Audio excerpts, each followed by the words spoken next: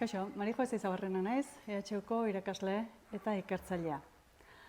Aurten ere, Belen Konpainsekin batera, uda ikastaro berri bat antolatzen ari gara, lesakan izatekoa dena, aurten ere, eta aurren hizkuntza nahasmenduen ingurukoa izango dena. Ikastaroa irailaren 15ean, ostiral arratsaldez, eta 16ean, larunbat goizez, izatekoa da. Izango da presentzial gerta daitekena, edo nahiago baldin bada online ere jarraitzeko modukoa.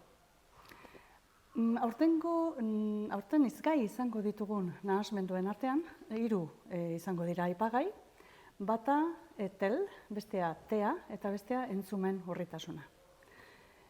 Tea, autismo espektroa duten aurren perfila da, tel berriz hizkuntza garapen nahasmendua duten aurrak, eta urrena, entzumen urritasuna duten aurrak izango ditugu izgai. Irakasleak izango ditugu batzuk ikertzaile trebatuak, batzuk Euskal Autonomia Erkidegotik datozenak, beste batzuk Nafarroatik, baina baita Bartzelonatik datozenak ere izango ditugu. Eta hizlarien artean izango ditugu gainera, profesionalak direnak ere, nolabait hezkuntzaren esparruan edo osasunean lanean dihardutenak. Batzuk izango ditugu orientatzaile, beste batzuk pediatriatik datozenak, beste batzuk logopediatik, bai erakunde publiko eta pribatuetatik datozenak.